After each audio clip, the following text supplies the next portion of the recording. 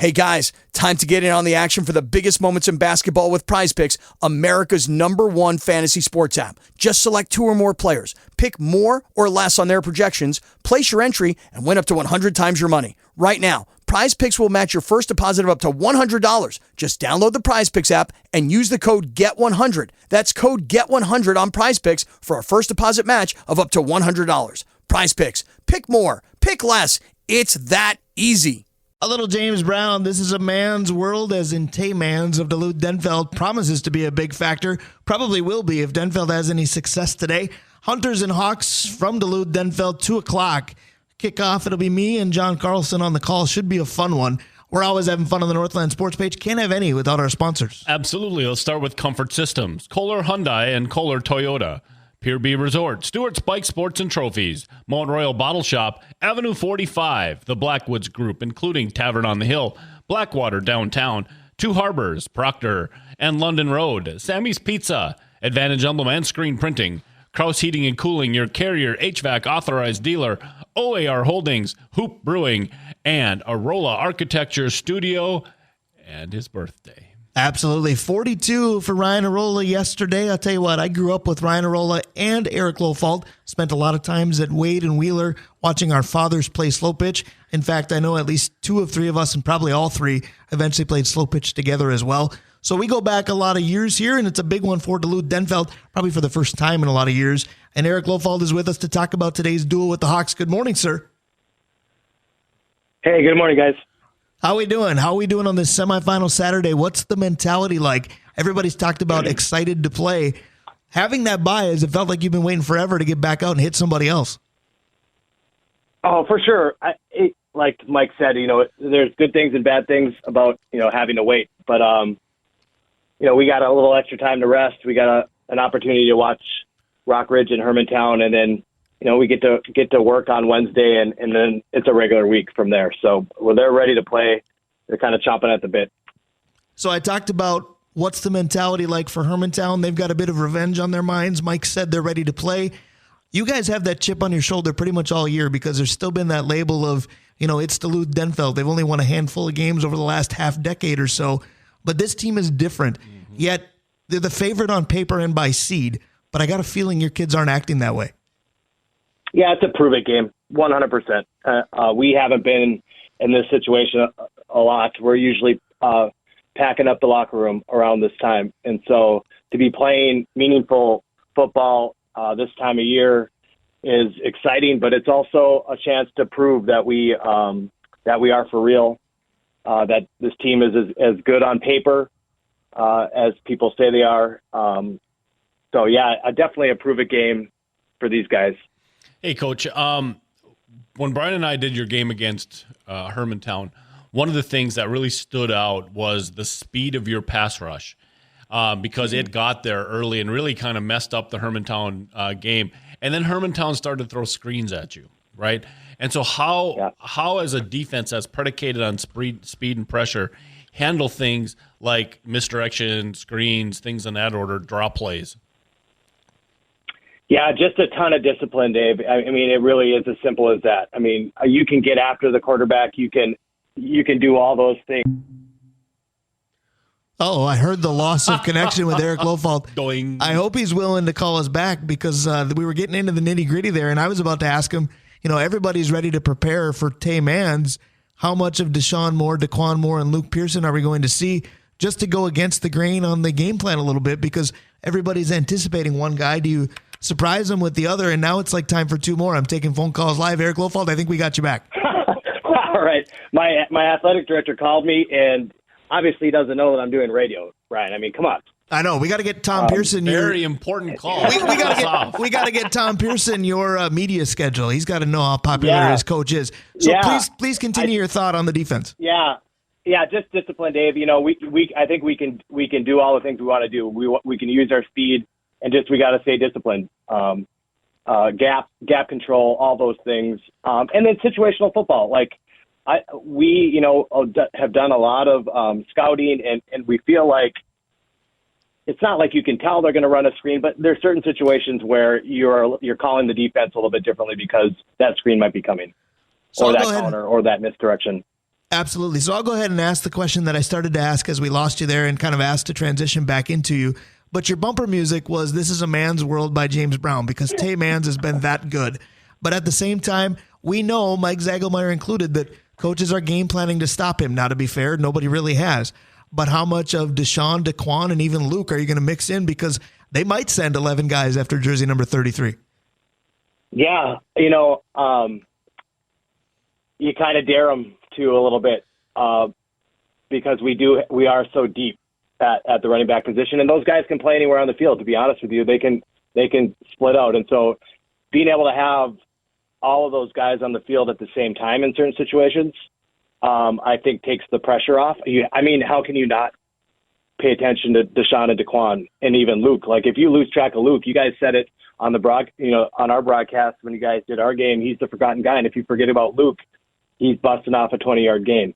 So, that's the luxury that we have, is that if you are going to go all in with Tay, then we've got some other guys who can make plays. Just like, Mike said, they've got to be balanced with Peyton, and other guys got to step up. It's the same deal. And man, I think that's what we've been really good at the last 3 or 4 weeks is, when Tay, they're maybe overplaying Tay, that's when Deshaun has been able to bust off a 40-yard touchdown, or Quan a 20-yard run, or Luke has hit a big one. So we talked to Mike about the health of his team, because 3 games in 10 days is a huge ask. I don't care what level of sports you're playing, but you've had time off, yet I still feel like asking about the health of your team is a valid question. Last we saw you, Ben Bandy was hobbled towards the end. KJ Pulliam was hobbled towards the end. Mace Brooks has taken shot after shot after shot, even though he plays on a team that prefers the run. I don't want you to give things away of how much somebody may or may not be playing, but if you had to gauge the overall health of your team off that bye, what would you tell me? Yeah, we're at 90%. We're gonna be limited in a few spots with certain players being able to go, but I think we're gonna have almost our full complement of guys that we've had around the last couple of weeks.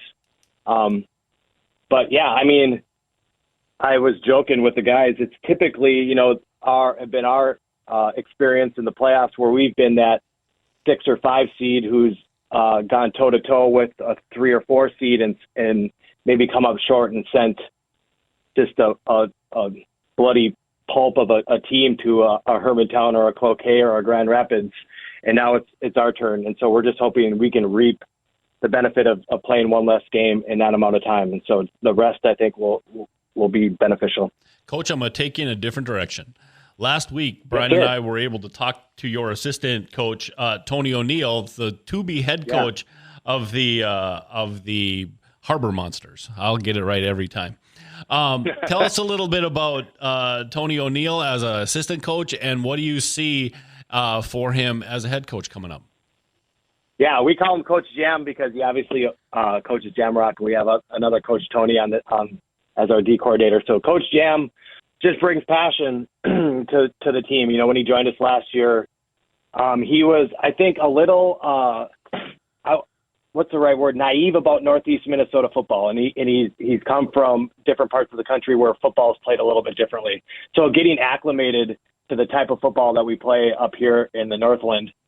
And but man, is he passionate? He's knowledgeable. He's really made a connection with the players, and so for this hobby or profession or whatever you want to call coaching here, relationships, I think, are key, and he has done a tremendous job of building relationships with the entire team.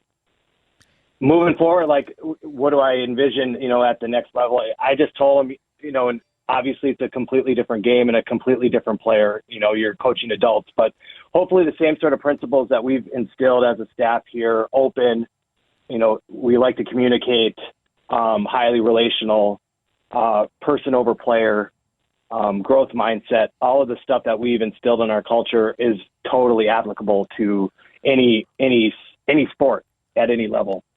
And so my hope is that he brings that to the Harbor Monsters, and then he just brings an exciting, brand of football and has some experience in the Arena League, and to bring that knowledge and bring that passion. It's exciting to see his kind of dream come true.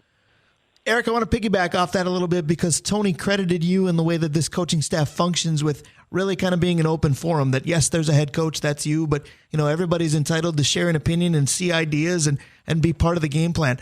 I want to talk about your entire staff because you talked about relationships. I feel like I have a relationship with almost all of them. Jack Shearer was part of my elementary school days. Matt Allen, I always joke about Matt Allen that you can't see that kid and not smile. I've never been with him and not smiled at some point. You've got a lot of good people that are part of your staff. How much credit do they all deserve? Oh, all of it, to be honest. I mean, Jack has forgotten more football than I'll ever know. Right. And he coached.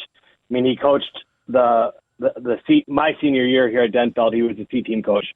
So I've known Jack my entire football career and coached with him on Frank's staff. He was the first coach that I was paired up with at the JV level. And when I had an opportunity for him to come back home, it was a no-brainer.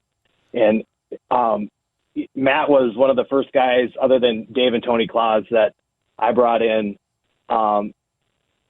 from specifically to bridge the gap with our youth league because he had so much experience with the DGFL. And he has been a game changer.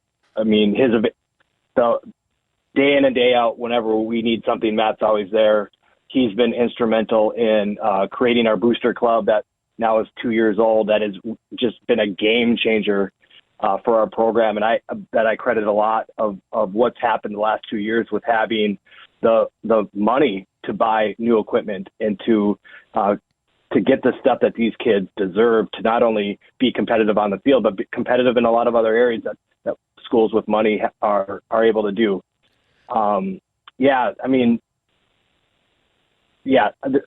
I just facilitate. I mean, I try to surround myself with people who know more than me, and I'm not ashamed to say that. And, I'm just a head coach now. I don't call plays anymore. Matt does that. And I think that's been a huge difference as well, just freeing me up to do a lot of different things as the head coach and just trusting every coach on that sideline. It has been a great season for you. I want to talk about something that I talked about with Zags, but I'm interested in the different angle as the home team.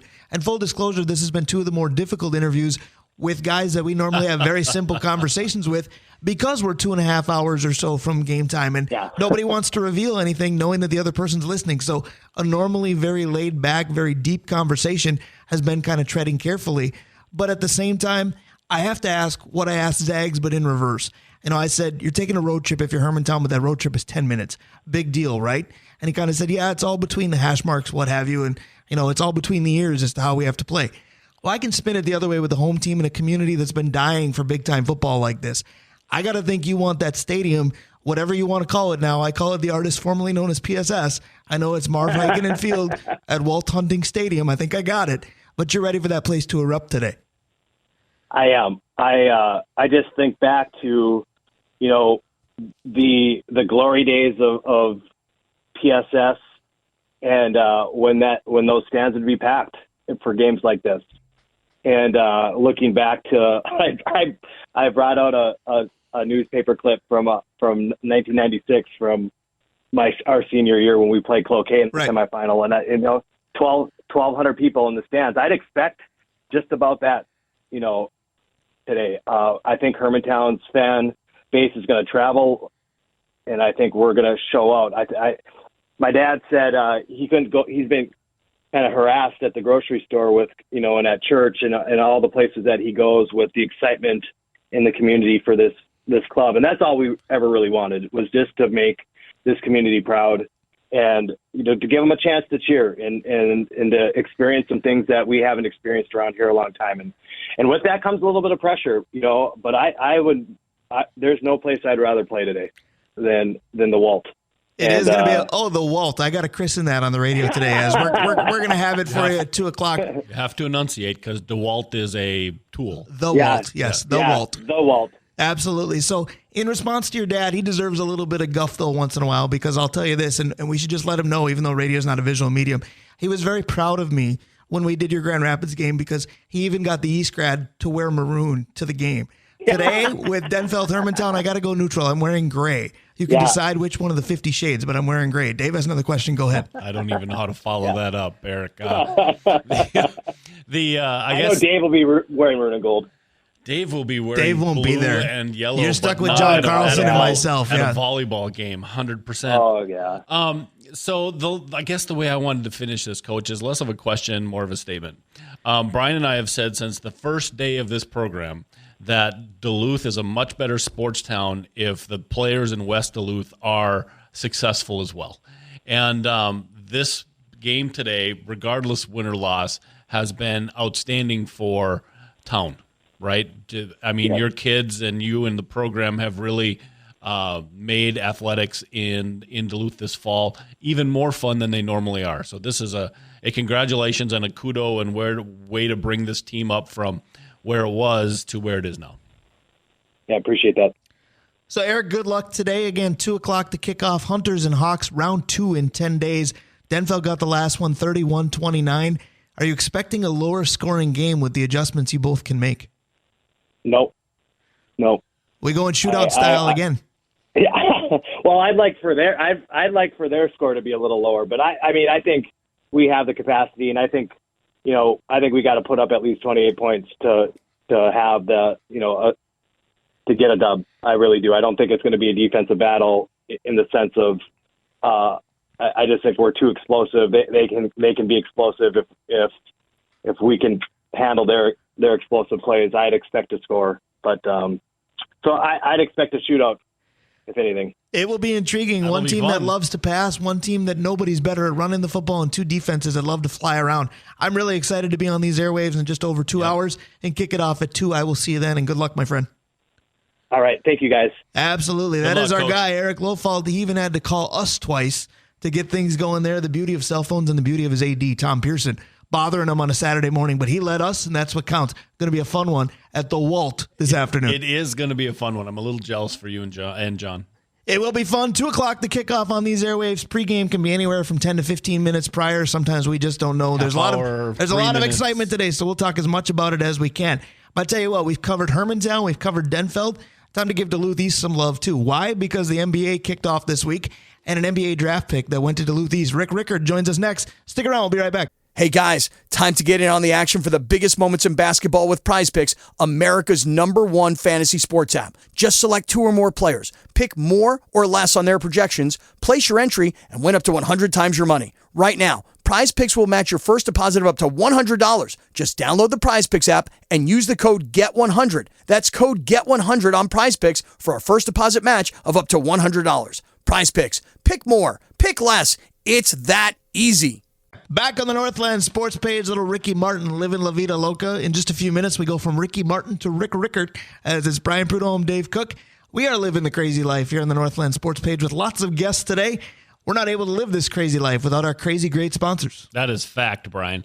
Let's start with Avenue 45, Mount Royal Bottle Shop, Stewart's, Bike, Sports, and Trophies, Pier B Resort, Kohler Toyota, Kohler Hyundai, Comfort Systems, Arola Architecture Studio, the official studio of birthdays this week, Hoops Brewing, OAR Holdings, Kraus Heating and Cooling, your carrier, HVAC authorized dealer, Advantage Emblem and Screen Printing, Sammy's Pizza, and the Blackwoods Group, including London Road, Proctor, Two Harbors, Tavern on the Hill, and Blackwater. And I have a quick story about Blackwater, Brian. All right. So my sister's in town because Mom had some stuff, and I don't want to go to everything, so she gets to go. Fair enough. And I think that's why my sister never comes to town. She went to a restaurant with Mom and had a martini. Had a lemon drop martini. Nice. And called me and she said, I thought Duluth had a martini place. This is awful. And I said, well, we do. You need to go downtown to Blackwater and see what you think.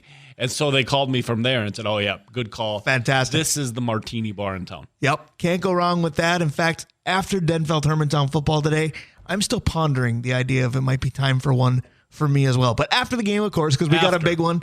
2 o'clock on these airwaves, Denfeld Hermantown for a spot. But you're not driving. In John's the Section driving. 7 4A final. But as we started the show with the NBA season kicking off, our favorite NBA insider is Duluth's only NBA draft pick that we know about, and that's Mr. Rick Rickert. He joins us now by phone. Good morning, sir. Rick Rickert, how are you? Good morning, guys. How's it going? Always great to talk to you. It's going well. Now, the Timberwolves are 0-1, and they showed a lot of Timberwolves-esque play from a year ago, and that was the problem. But there's 81 of these left. Did you catch any of the Wolves on Wednesday? And what do you make of year 2 with Rudy Gobert? But to borrow a phrase from PJ Fleck, this might be year 1, because as far as the Gobert-Towns combo, they played, 20, 30 games a year ago? Yeah, well, I mean, when you consider, Karl Anthony Towns, he missed, 50-some games last year? Right.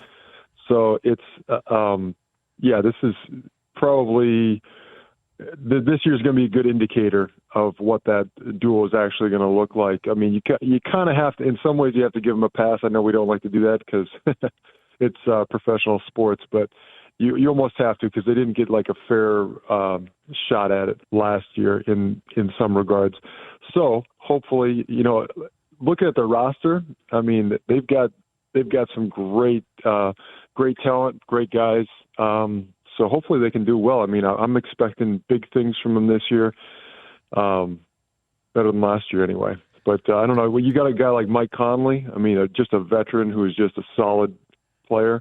I know he's getting up there in age, but he's still going to be a locker room leader, and that's part of it right there to pass on your knowledge to the young guys. I think he will be a big part of what they do. We are talking Timberwolves with former Timberwolves draft choice Rick Rickert, also former Gopher and former Duluth East Greyhound. I want to go back to the Greyhounds because today, and right now as we speak at the Duluth East Gym, is the David Katoski 3-on-3 tournament. Now, I know you knew Kyle, Kyle was a nephew of David's, and of course, Kelly Katoski is Dave's son. So it's honored for the late, great David Katoski, but it's a 3-on-3 tournament at Duluth East. Now, let's say that Rick Rickert was playing in said 3-on-3 tournament. I'm going to give you a pigeonhole of a roster. You can either take 2 East teammates you had or 2 East legends, because I want your dad to be eligible. But who are you taking in your 3-on-3 group? Oh, I've got to take my own teammates.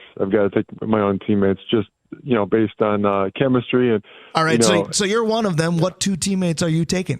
No pressure. Oh my gosh! Wait, don't I get more than 2? Don't I get a sub at least? I'll give you 1 bench guy, sure. Okay, so I get to pick 3. Okay, this is in no particular order, and it's very difficult for me to actually choose because there's so many great ones. But I would have to go with Luke Marsalek, Greg Anderson, and Ryan Crane. I thought Crane might make it because I was like, you know what? You need a floor general because right now you got 2 big-time shooters, and not that you're not a big-time shooter, but you might be on the inside by yourself in that group. Yeah. I mean, and you know what? We had some good players, so I could have picked anybody on my team, and that would have been great for a 3-on-3 tournament. Well, I even thought about if I just took East legends, do I want Diami, you, and Corey? But then Andy Strumman's not playing. Your dad's not playing. Rockney's not playing. Johnny Woodard's not playing. Josh Quigley. That would be hard. Mm-hmm. Oh yeah, there's a long list of good players. So it's kind of an embarrassment of riches. That's not a bad thing. I think that's what the Timberwolves hope they have when it comes to their depth in their bench. You talked about some of the big time starters. How important do you think depth is becoming in the NBA? Because it looks like the sport that can thrive on one guy, whether it was the MJs, the LeBrons, Kobe, what have you. There's a lot of one guy identity teams. But I feel like that's changing. Yeah, you're starting to get away from that superstar 90s and early 2000s there. Like when you think about Jordan and you think about Kobe, you think about LeBron, and even KD to a certain extent. You're getting, there's a lot of great players, and now that there's these super teams that are created. Like it started back in 2010 when LeBron went to Miami to team up with Dwayne Wade and Chris Bosh. You're starting to see a lot more of that right now. So there's not as much of the one dimension superstar team. You're having a more well-rounded, big superstar, mega team, which, love it or hate it, that's kind of where it's going. So I don't know. I think that's all part of the evolution of the game. You got the big guys, stepping out and shooting the three a heck of a lot more than they did in the 90s. And obviously Shaq was no three-point shooter. No doubt about it. I actually wondered if you were just ahead of your time because you were a big man that could certainly shoot. Dave Cook, I want to go whatever direction you want to go because I know you got a lot of NBA questions, but with Rick and I both having that Duluth East lineage, I hogged the 3-on-3 topic. I think you wanted to go Gophers with it. Well, I wanted to go after high school, but speaking of Gophers, I think where we should start is Rick, your Gopher lineage has been struggling over the last couple of years, and I wonder if, one, you have any contact with Ben about what's going on, and two, just what are your opinions on Gopher basketball currently? One, I haven't. I've talked to Ben very infrequently. I haven't talked to him in a couple of years now at this point. But the state of Gopher basketball is actually a little bit shocking to me, considering that they have this huge, I don't know. It just seems like they have this huge presence in college basketball, especially in the Big Ten, and you have trouble recruiting top-tier talent to a city like Minneapolis. Yes. I find that very, very hard to believe. I mean, I've been to all of maybe not all of them now because the Big Ten has expanded. I was going to say, the Big Ten is getting closer to the Big 20, but go ahead. Yeah, no, seriously. But I've got, when I was there, all the cities I went to, I'm like, okay, well, yeah, these cities are cool in their own right, but I mean, nothing compares to Minneapolis so far. I mean, you got Champaign, Illinois. I mean, Lafayette. It's not even comparable. So I mean, the fact that you have a difficulty recruiting to that. And the basketball in the cities is unreal, and you're struggling keeping those guys home. It is, and I want to go a different direction too, because back when you were committing to the Gophers, after the Arizona announcement, back then the NLI was the biggest deal. A national letter of intent, wherever somebody was going, was the bigger deal. Now you flip the initials around. I feel like the NIL is a big deal. Name, image, likeness is becoming a crazy part of college sports, no matter what the sport. A lot of people think it's ruining it. Other people think it's the right thing to do. What's your take on that? Because college football, basketball, pick a sport, the landscape is changing significantly.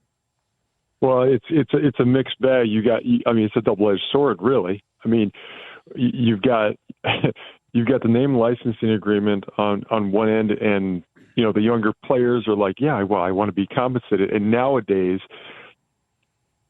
you feel like you need to compensate these players to a certain extent in order to keep them around, because if you don't, they're either going to go to some place where they're getting illegal money under the table, or, that was during my era when people were doing that. But no way that happened. Right? All right, moving on. I didn't get any, but hey. But no, I think there's, I think it is ruining it to a certain extent. But at the same time, it was inevitable. It wasn't going to be something that the NCAA could keep, because the NCAA was greedy. They were keeping people for making anything. They had, we spend a whole lot of time practicing and putting, dedication into this team. And you get a scholarship. That's great. Not everybody has scholarship though. And they're putting that time in, they're putting that effort in. They get nothing other than, maybe a practice jersey at the end of the year. Gosh, I don't know. I'm torn on it. I really am. I'm torn on it. I think on one level it's bad. On one level it's like, well, what did you expect? You're giving them a couple free meals. That's it. It just doesn't add up. I mean, the money's making a lot. I mean, the university's making a lot of money off these players. Certainly. A lot of money. Yeah, there should have been a balancing point in some way, shape, or form, because earning nothing or getting a practice jersey, like you said, wasn't the answer, but where we're headed doesn't appear to be a right answer either. And to be clear, I don't have a good answer. Right. I don't think anybody does, Rick, to be honest. But yeah. So I want to go back to... I would think it was inevitable. I do too. I want to go back to something you said about players going to different cities, because you related it to college basketball. I think something can be said for the pros as well, because I wanted to talk to you, and I texted you this earlier this week when we lined this up. I texted you about Dame Lillard going to Milwaukee of all places. Now, I need to say I've never been to Milwaukee, so I mean no disrespect to the Milwaukee market at all. But he goes there, Giannis signs an extension there. I think that surprised a lot of people as far as the landscape of the NBA in general. But then the burning question is, those two together, Milwaukee already was plenty good. Is there anybody that can beat this team? I think that's the burning question, even, 1-2 games into most teams' season. I think a lot of people overestimate when, you have a superstar teaming up with another superstar. I think they automatically think, oh my gosh, it's going to be up. How are they ever going to be beaten, But there's still only one ball. There's still only one ball. And it does a lot of times come back to, the chemistry. And, I'll bring it back to my Duluth East team. We had me and we had a bunch of very good players. Were they superstar Division I players? No. They knew exactly what they needed to do to help us be successful. I knew what I needed to do to help us be successful. And so that's where the team aspect comes in. And I think, when you have like LeBron James teaming up with Lawrence Westbrook and Anthony Davis, you would think, oh, wow, well, you have two former MVPs and Anthony Davis. How could they ever lose? And then they were mediocre at best. It was just kind of, So I'm not convinced yet until I actually see them play together. But on paper, it looks like they're going to be pretty good. So we'll see. It certainly does. But by that logic, Dave, I understand why Rick took the likes of Luke Marsalic and Ryan Crane versus, opening it up to the legends and having Corey and Diami or Johnny Woodard on that team, because it's the one basketball theory, even in 3-on-3. Go ahead. So that leads us into the question that we were bouncing around before. And that is, let's take this 3-on-3 idea, Rick, and let's take it out of high school. You've graduated now. You have your whole college and or professional career. Now you're picking three guys that you've played with. And I only said one that I thought I would guarantee that you'd have on your team. I got to see if I'm right. So get your two guys and a bench player out of high school. Okay, so can this be is this just college? Nope. Or is this all throughout my entire professional career? I was going to say, you've played with or played against. You could have played with them in Japan, New Zealand, in the Big Ten, wherever. Yep. Oh, well, that's pretty easy. I'm taking if I get a choice of anybody I play with. Oh boy, gosh, there's so many good ones. He went from this is easy to backpedaling. What happened? Oh man, there's. Well, because I'm thinking, I played obviously, for the Timberwolves for a brief moment, and then the Detroit Pistons. So I'm thinking initially, I'm like, well, heck, I want Chauncey Billups. That's fair. Chauncey Billups is a stud. Didn't you play 4 Bill Cartwright? I'm taking him. Just don't foul him. I don't want him shooting free throws. Hold on. Bill Cartwright when he was 55, or Bill Cartwright in his prime? That is the question. Well, it's Rick Rickert at 40, isn't it? What are we getting here? No. So okay, let's make this simple. Let's just take the two teams that I had stints with in the NBA. So I would probably be taking Chauncey Billups. And I know this seems outside the box here, but I'm taking Antonio McDyess. So he gets drafted ahead of Kevin Garnett again, but I digress. I didn't expect you to take KG. Moving on. Yeah, I'm not taking him. I'm shocked. Go ahead. But those two guys right there. And if I have to pick another one, gosh, who am I gonna pick? I'm gonna go with Wally because I need a drop dead shooter. Even though Chauncey's a drop dead shooter, but I need someone else there. All right, that's fair. So I was thinking of different non-NBA teammates of yours. I had Kirk Penny going on your team for sure. Is that crazy? Oh no. That's if we're going like non-NBA experience, Kirk Penny's probably my number one pick. He was my favorite. He's like one of my best friends. And see that, Dave? I know him better than everybody thought. No, I would have nailed that one. He's solid. He's solid.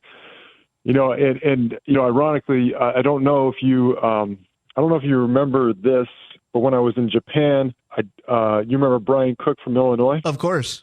Former Laker Brian Cook, too, yeah. Yeah. So he played 9 years in the NBA, and he called me up back in 2014 or 2015, and he was looking for a job. And I ended up getting him on my team over in Japan, so we played together for a little bit over there, too. I don't know if you knew that or not. I didn't. Very nice, very nice. So speaking of Brian Cook playing for the Lakers, I want to close with this because we probably only got 1 or 2 minutes, but I want to talk about 2 iconic franchises in the NBA that are just weird to me this season. The Lakers, the focal point now is AD. Do you think this is LeBron's last ride? How many years are we going to be able to ask that question? Because he's still plenty good. And then another iconic franchise is the 76ers. Management-wise, they're just a mess because I'm not going to call James Harden a good teammate at all, but the Sixers have had problems with Harden, Embiid, Ben Simmons before that. What is the deal with 76ers management just not able to keep any stars happy? Let me start with your first one right here regarding LeBron. LeBron James is someone who absolutely loves the game of basketball, and he wants to play at the highest level, and he treats his body the right way. I think, based on what I've read and seen, I think he's kind of inspired by the Tom Brady story. Sure. Being able to play, until he's 45. I think it was 45 years old, 45 or 46. And I think that's something that LeBron is wanting to strive to as long as he can continue to play at that high level. I know basketball is a little different than being a quarterback on an NFL team, but isn't his son coming out this year too? Well, that's the other thing. So he said he wanted to play with his son. So I'm guessing that he's going to, run out the clock on his Lakers contract, and wherever his son goes, I think he's going to try to go there, play with him at least 1 year. That's assuming that he's going to be healthy enough. I mean, like the guy's just coming off of cardiac arrest. Just what was that, 6 months ago or so? Scary moments for his kid for sure. Yeah. So I don't know. As far as, I think he's going to try to go as long as he can, as long as he's playing at that high level, and he is. He's still one of the best players in the league. As far as the 76ers, man, I'm at a loss. I don't know what the heck is going on there.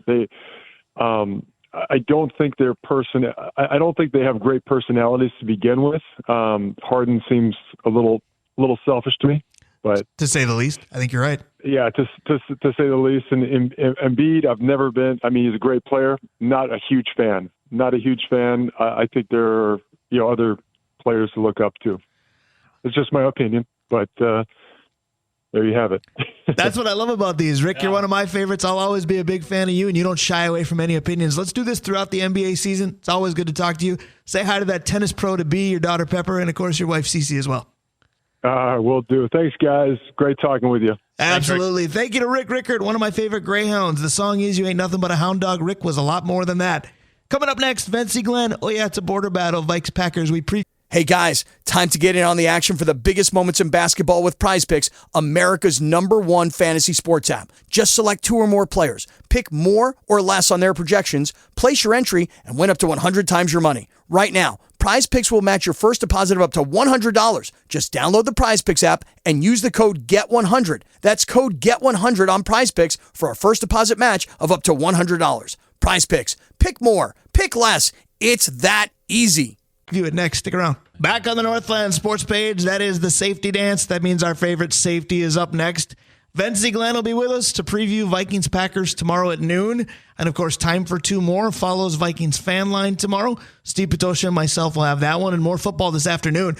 2 o'clock, John Carlson and myself will have the Hunters and the Hawks at Duluth Denfeld at the Walt for the section semifinals. And now it's Drawing Lines, courtesy of Roll Architecture Studio. Happy belated birthday to him. And he's having Vencie Glenn as the segment today. Happy birthday belated to Vencie Glenn as well. How about that? All these superstars are having birthdays around us, Brian, and then our program's having a birthday next week. Right. Again, these are our last shows as 5-year-olds. We may act like it for years to come, but this show turns 6 exactly next Saturday. That should be a fun one. hopefully Vencie will be part of that. Hopefully our sponsors continue to be part of every show. Well, it's a big deal to be able to have somebody like Vencie push, NFL and football ideas on us and help us clarify what we're looking at. We couldn't do that without our sponsors, starting with Comfort Systems, Kohler Hyundai and Kohler Toyota, Pier B Resort, Stewart's Bike Sports and Trophies, Mountain Royal Bottle Shop, Avenue 45, the Blackwoods Group, including our locations on Tavern on the Hill, Blackwater, 2 Harbors, 1 in Proctor and 1 on London Road, Sammy's Pizza, Advantage Emblem and Screen Printing, Krause Heating and Cooling, your carrier HVAC authorized dealer, OAR Holdings, Hoops Brewing, and Arola Architecture Studio. Absolutely. Arola Architecture Studio brings you drawing lines each week, drawing lines throughout the game. That will be on Sunday on a weekly basis. Seems to be Vencie Glenn. And Vencie, of course, we talk about games on Sundays, but Vikings got a big win Monday, beating San Francisco at home. Now the big thing for me is don't be the same old Vikings and lay an egg at Lambeau tomorrow. What do you see transpiring there? Because this will be different. Rather than being an underdog, I think there's a lot of people that expect the Vikings to win, but we know Green Bay is never easy. And good morning. Good morning. I don't think the Vikings are ever going to be in a position this season to predict a win. I think they have to go out and play better in 3 phases of the game than the other team they play every week to win, and they did that pretty much against San Francisco. The defense played phenomenal. Yeah. Special teams with special teams, and the offense did what they had to do and really didn't make any big mistakes. And that's the way they have to continue to play to be successful. I would agree with that, especially in the house of horrors that has been Lambeau Field. I want to talk to you, go back to your career, and I want to talk to you about what's your favorite Viking Packer memory, whether it was at Lambeau or at the Dome, because I know you've picked off Brett Favre a couple of times, and I've also seen the video on YouTube of Erik Gulliford's one NFL reception where Jim McMahon and him combined to eventually beat the Packers on a flawed field goal. And there's a camera shot of a guy dancing on the bench in purple. And by the way, he wears number 25. I know exactly who that was. What's your favorite Viking Packer memory, my friend? Actually, I have 2 of them. Of course, the 3 interceptions against Favre in 92. But I think it was 93 or 94. We played up in Milwaukee at the baseball field. Right. Mm-hmm. And at the baseball stadium where they have both teams on the same side of the field, and that was the first time and the only time I've ever done that in my career. And we beat them on the last play of the game, and I broke up a pass to Sterling Sharp. And then our offense, with only 50 seconds left in the game, proceeded to go out and get the ball right back. And give back like 30 more seconds. And on the next play, I pick him off to seal the game. And I just remember me antagonizing the fans on the way out and just like throwing my hands up and like, oh, well, that's just what I do. But I really enjoyed that game up in Milwaukee. Vencie, it's good to finally talk to you again. It seems like we talk once a month. You two both on the air simultaneously. Right? I thought this was the Brian Prudhomme and Vencie Glenn show for a month. Hey, Martellus, the safety for the Vikings, he said last week against the Niners he played actually more linebacker than safety. When you were playing, did you often have to do that, change positions like that? And is the change from a safety to like an outside linebacker difficult?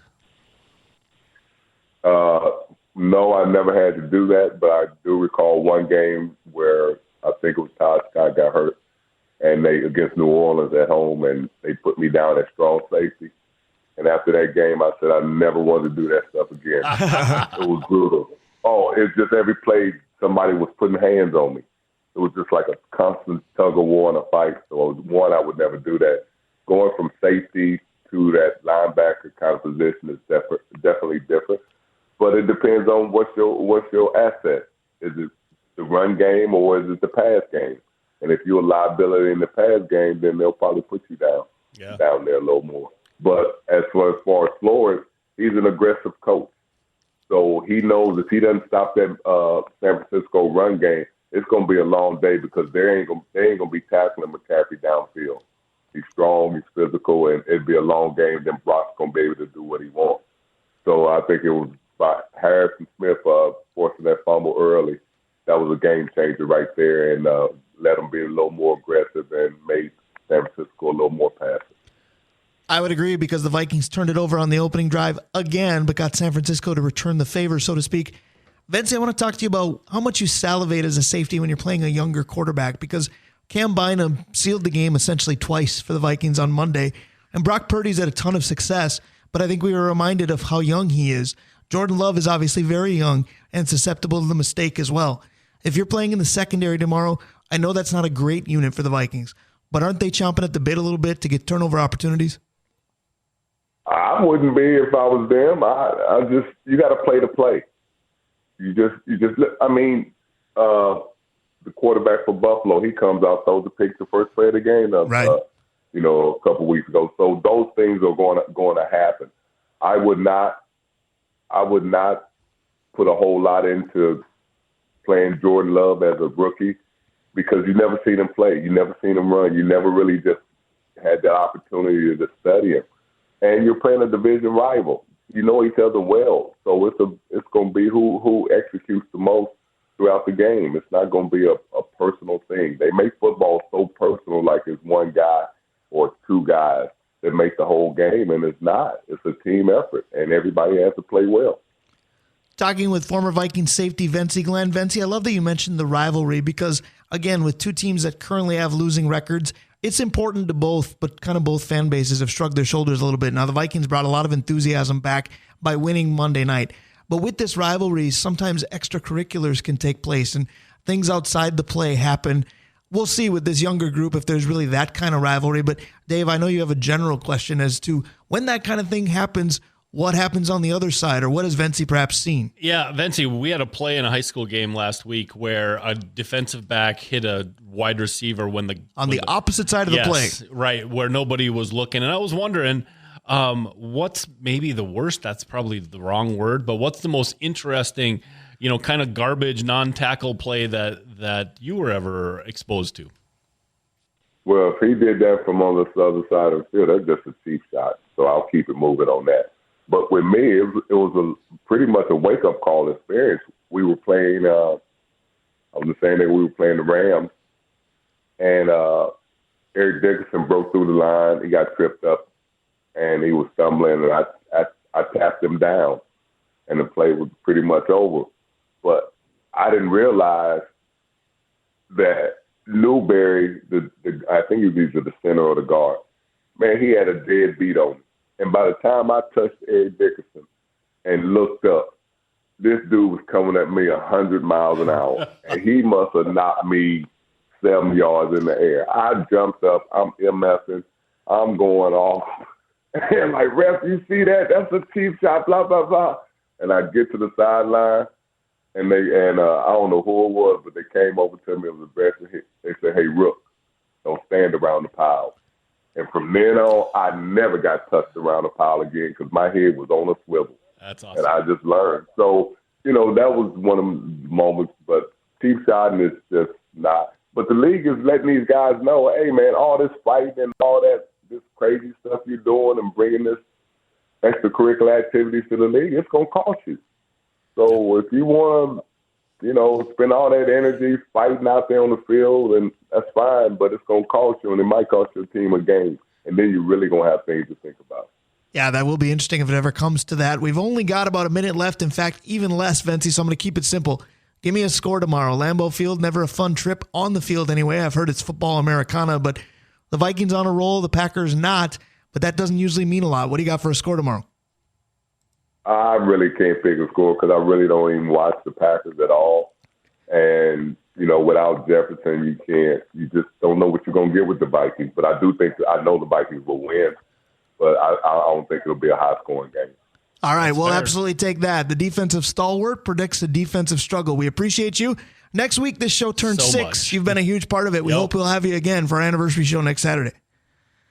You got it, pals. Appreciate you guys. Take care. Absolutely. Thanks, That's Vencie. our guy, Vencie Glenn. That is the Northland Sports page for this weekend. Coming up at 2 o'clock, we've got the Hunters hosting the Hawks. Section 7 4A semis. Thank you to their coaches, Erik Lofald, Mike Zagelmeyer. Thank you to Dave Hoops. Thank you to Rickert. Thank you, Dave Cook. We got to go. Thanks, Brian. Bye. It's been a good one. Have a good weekend. We'll talk to you tomorrow. Time for 2 more after the Vikes beat the Packers. Vencie said so. See ya. Hey guys, time to get in on the action for the biggest moments in basketball with Prize Picks, America's #1 fantasy sports app. Just select 2 or more players, pick more or less on their projections, place your entry, and win up to 100 times your money. Right now, Prize Picks will match your first deposit of up to $100. Just download the Prize Picks app and use the code GET100. That's code GET100 on Prize Picks for a first deposit match of up to $100. Prize Picks. Pick more. Pick less. It's that easy.